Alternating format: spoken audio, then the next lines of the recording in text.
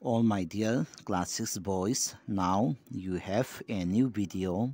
In this video, now you are going to learn English Supplementary Reader, lesson number 9. The name of the lesson is What Happened to the Reptiles. Before we start reading the first part of the story, let's read some few points of the first part of the story. So first point, Pampupati is a peaceful village inhabited by a variety of people. Say Pampupati is a peaceful village mainly inhabited by a variety of people. Then second point, Prem, the narrator of the story, flees his village under unfortunate conditions to reach Pampupati by chance. So in the second point, Prem, the narrator of the story, left his village due to some unfortunate conditions, and he came to the village of Pampupati by chance. Then third point, an old resident of the village look after him and tells him an interesting story. Say in the third point, Prem was looked after by an old resident of the village of Pampupati, and the old man narrate an interesting story to him. Now let's read the first part of the story, so listen carefully, boys. You may not believe this story, but I can tell you it is true, because I have been to Pampupati, a village on the edge of the jungle. I refer here is the narrator of the story, Prem.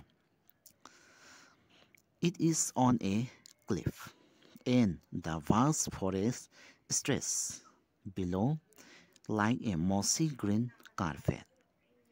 There are many kinds of people in the village: dark, fair, tall, short. They speak many languages. Some eat meat, some don't. Some pray in a small temple at the edge of the forest. Others pray in a mosque some miles away. From the first paragraph of the story, Pampupati is a village on the edge of the jungle. Then this village is on a cliff, and there is also a vast forest that stretches below, like a mossy green carpet. Then many different kind of people are also living there in the village of Pampupati. People who is dark in color, then people who is fair, tall and short. Different kind of people are living there. Then people who live in the village of Pampupati speak many different languages. Some of the people eat meat. Then some of the people do not eat meat. Then some people pray in the temple at the edge of the forest. Then others pray in a mosque some miles away from the village. My name is Prem, and I live many hundred miles away from Pampupati. I had heard about the village, but I had never been there. Then last year something terrible happened. the people of my own village went mad. Far, far away in a place they have never even been to. A temple or mosque had been burned down, and they went mad. They started fighting with one another. Some had to run away in the middle of the night. And at 3 in the morning, as I lay in my house, half awake to the sound of hate and violence, there was a fire. Many houses were burned down in the fire. One of them was mine. I managed to grab a few clothes, some coins, my little Ganesh statue, and I ran. I ran for a day and a night, resting whenever my legs would not carry me any further. I jumped on to a train, then on a bus. No tickets. Never mind, everyone seemed to be running. Finally, I found myself in Pambupati, and I saw some villagers gathered near a well. I ran to them, and before I could say a thing, I fainted. When I opened my eyes, I saw an old man with white hair, white beard, and shining black eyes bending over me. For the next few days, he looked after me, putting food in my mouth and bringing me sweet, cool water from the stream. He rubbed my feet gently and made the pain go away. Neighbors, strangers, everyone came to visit me. Tell me, grandfather, I said to him one day. I had never seen people like the villagers here. In my village, people fight with those who pray to another god.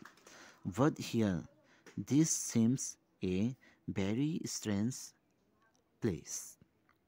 Prem, replied the old man, I will tell you the story of Pambupati. You can take this story back to your village. Maybe it will heal some of its wounds and dry some of its sores. Oh, grandfather, I said anxiously, don't say that. What I have seen in my village makes me burn with shame. I never want to go back there. But that is exactly why you must go back, he said in a soft voice. I kept quiet. I didn't want to argue with him, and I wanted to hear his story. Students, now we have the second part of the story.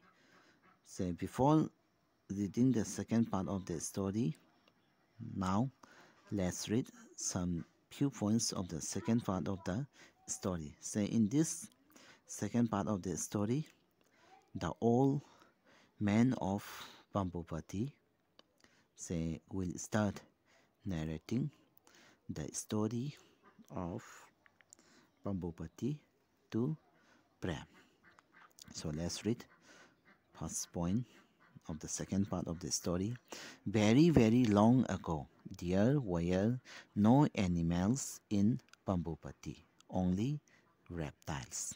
Say, in the olden times, there were no animals in Bambupati, only reptiles live there. Second point, they had a meeting every month. Say all the reptiles had a meeting every month. Their leader Makara would chair the meeting. Then the leader of the reptiles was Makara. He would chair the meeting. Misusing his power, Makara ordered the tortoises and snakes to leave the forest. Say, by using his power, say, Makara ordered the tortoise and the snake to leave the forest. Boys, now let's read the second part of the story. So now the old man of Bambupati is starting to narrate the story of Bambupati to Prem. So now let's read about the story of Bambupati. It happened a long time ago. He began. So the old man began the story by saying a long time ago. So long ago that there were no schools and no teachers. Children live in caves with their parents and help them to collect fruits and berries from the forest. At that time, there were no tigers or panthers or elephants in Bambupati forest. There were only reptiles, many kinds of reptiles. Now you know what reptiles are: snakes, crocodiles, turtles, lizards. And you know that a reptile has scales on its body and it lays eggs. Every month, the reptiles of Bambupati had a big meeting. Everyone came: the pretty excited snakes, the slow thoughtful tortoises, the clever quick lizards, and the moody crocodiles, grumpy because they were out of water. The president of this meeting was Makara, the biggest crocodile of the forest. All the animals thought he was very important. When someone is strong and powerful, you know it is difficult not to go along with what he says or does. Now, one day, a strange thing happened. It was a week before one of the monthly meetings. Makara sent a letter to the tortoises asking them not to come to the meeting. His day, the big old star tortoise with black and yellow pixels on his shell was very angry. What does this mean? He shouted. How dare they? But not one of the tortoises had the courage to attend the meeting. They were so few, the others so many. Before the meeting, the giant Makara polished his teeth with the red flowers of the tree by the river till they sparkle. Everyone was waiting for him at the meeting place. Brothers and sisters, he began, all the reptiles, even the beautiful king cobras, stopped talking. Makara continued his speech. I have decided that we don't need the tortoises. I have told them not to come today. Brothers and sisters, can you tell me why we don't like the tortoises? The reptiles looked this way and that. They felt very uncomfortable. The snakes hissed anxiously, the lizards wriggled their tails, the crocodiles opened their jaws even wider. But, said one little lizard. No buts, shouted Makara. There was silence. I think, said a baby crocodile. No, I think, screamed Makara, so loudly that the fruit in the tree above him ran down. After that, no one had the courage to speak. Makara cleared his throat and saw a few more teeth. Well, he said, I will tell you why we don't like the tortoises. They are so slow, so stupid. They even carry their houses on their backs. Whoever heard of such a stupid thing? Now, you lizards, you live in trees. Would you ever carry a tree on your back? Would you? Small, frightened voices answered together. No, we would not. But no buts. Now listen. I have told the tortoises that they will have to move out of Pambupati. When they go, we will have more of everything. More food, more water, more space. I want them out by tomorrow. But because they are such slow causes, I have given them 1 week.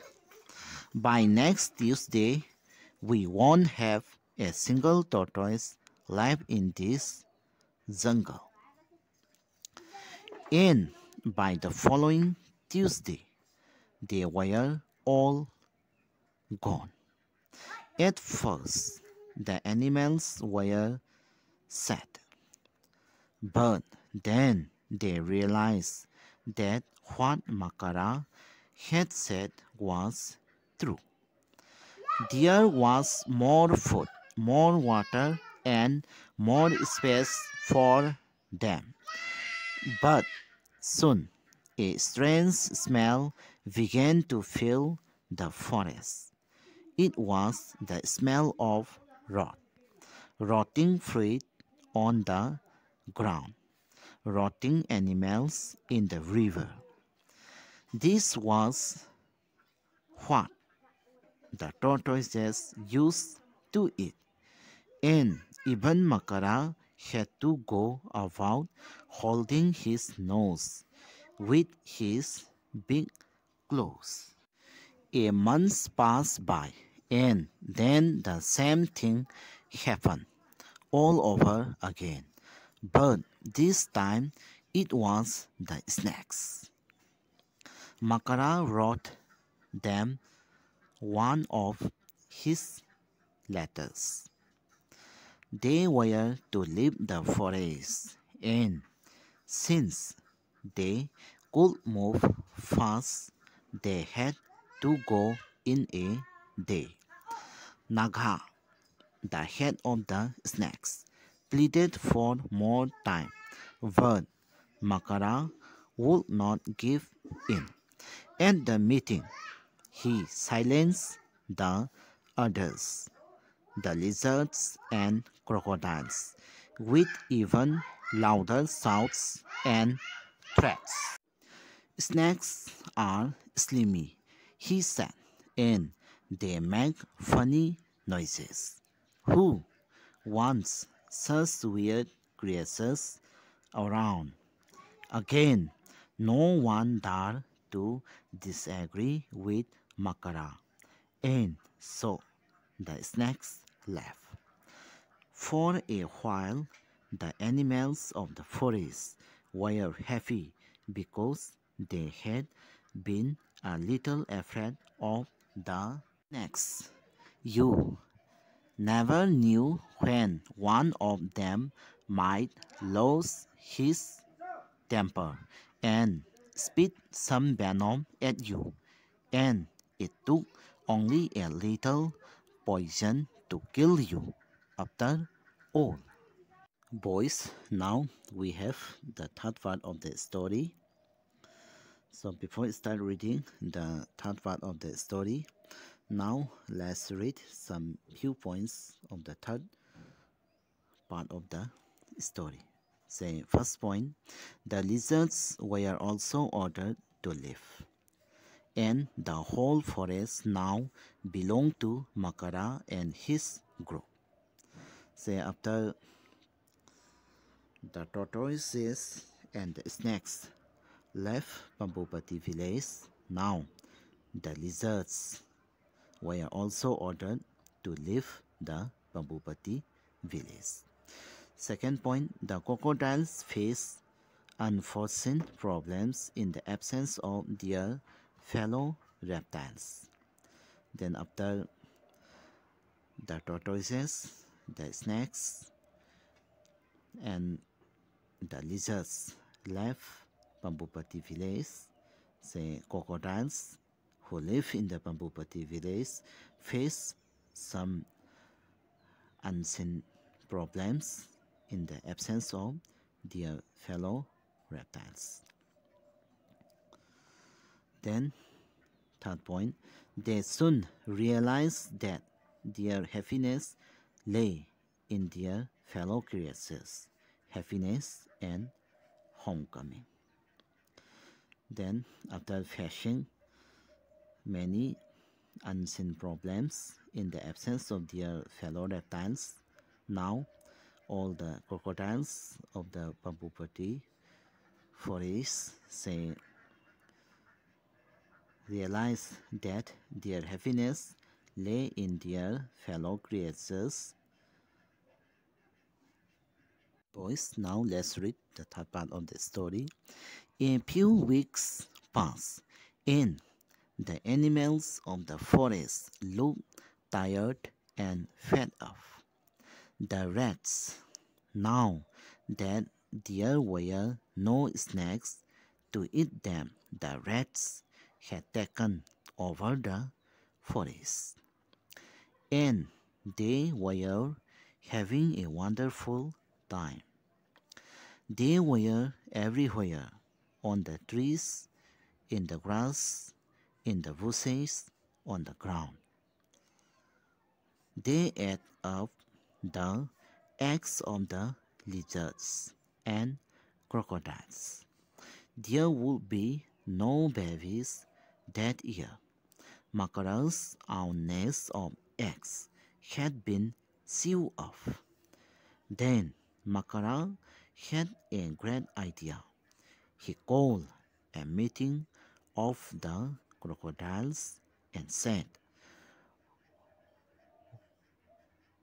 "Wouldn't it be wonderful if we, the crocodiles, could have the whole jungle for ourselves? No one but us. These lizards, Now, just look at them. They have the strangest habits, and some of them even sense color. How can we trust someone who is green one minute, red the next? Let's get rid of them. By now, the crocodiles were really scared of Makara. So they cleft and cheered. Makara was pleased. The lizards left the forest, some with their babies on their backs. But now, when life should have been wonderful for the crocodiles of Pambupati, all kinds of awful things began to happen. To begin with, the rats grew bolder by the day. They became so fearless that they jumped and turned somersault on the crocodile's back. And there were too many frogs. They seemed to be growing larger, and there was no one to eat them but the crocodiles. These huge frogs began to eat the baby crocodiles and the insects. Now that the lizards were gone, there were millions of them, growing bigger and nastier by the day. It was a terrible time for the crocodiles. They could not understand what had happened to their happy forest home. Then one day a squeaky little voice piped up at one of their meetings. We know why the forest has gone crazy, don't we?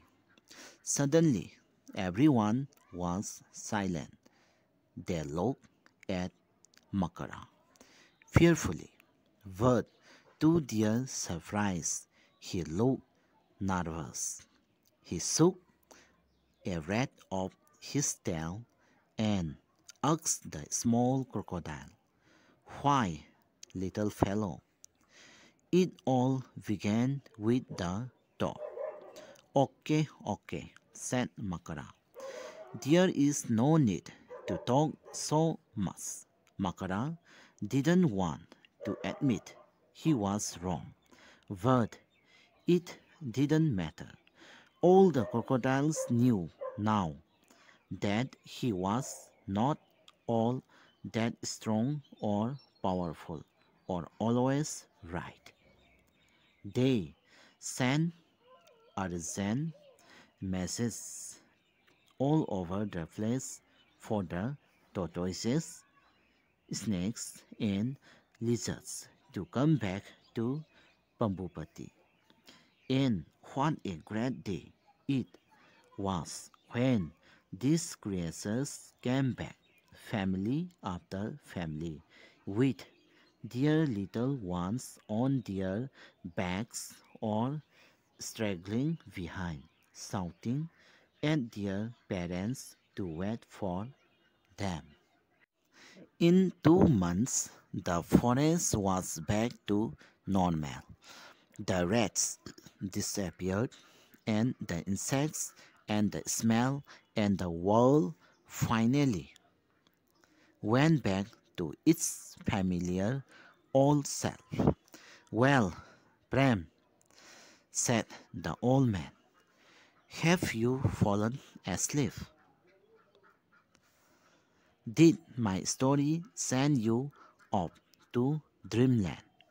I shook my head. "No, grandfather, I was just thinking.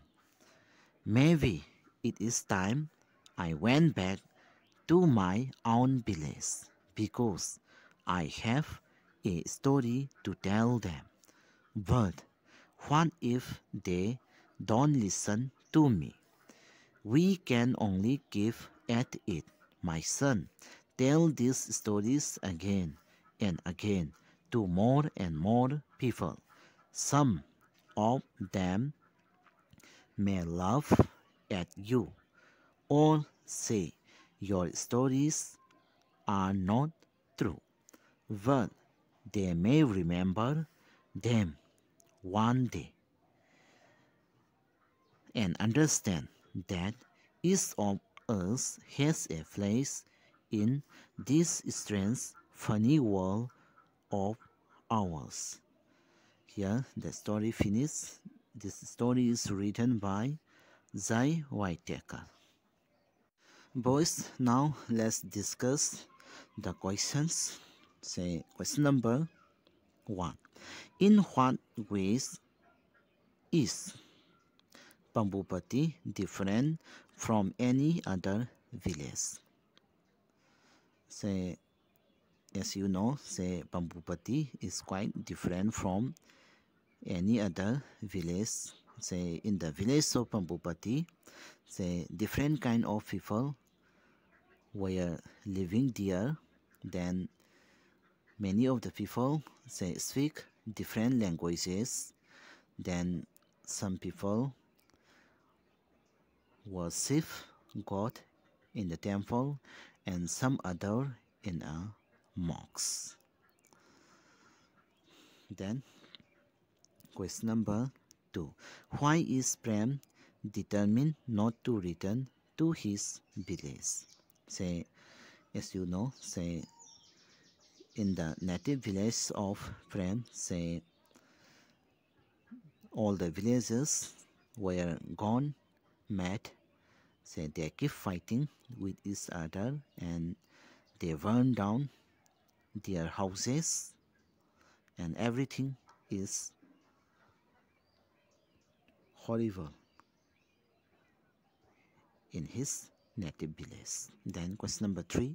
Why did Makara dislike tortoises, snakes and lizards? Write a line about it. So as you know, tortoises are very slow and stupid. Then they carry their house on their back. Then snakes say make hissing sound and they are noisy. Then for the lizards, say they sense their colors. Then question number 4. What went wrong when the tortoises, snakes and the lizards left the forest? Say when the tortoises, snakes and lizards say left the forest, say something strangest condition happen in the forest. Then question number 5. Why do you think Prem want to tell the story of the reptiles to the people of his village? Say in the native village of Prem, say all the villagers keep fighting each other. So in order to stop that, so he want to read, he want to narrate, or he want to tell the story of the reptiles to the people of his village in order to restore peace and harmony in his village. Then question number 6. Do you agree that it is difficult not to go along with someone who is very strong and powerful? Express your views frankly and clearly. Then question number 7. If you were a baby crocodile, would you tell Makara that he was wrong? What would you say to convince him? So for question number 6 and question number 7, think yourself. So boys, lesson number 9 finished. Thank you for watching my YouTube video. Thank you all.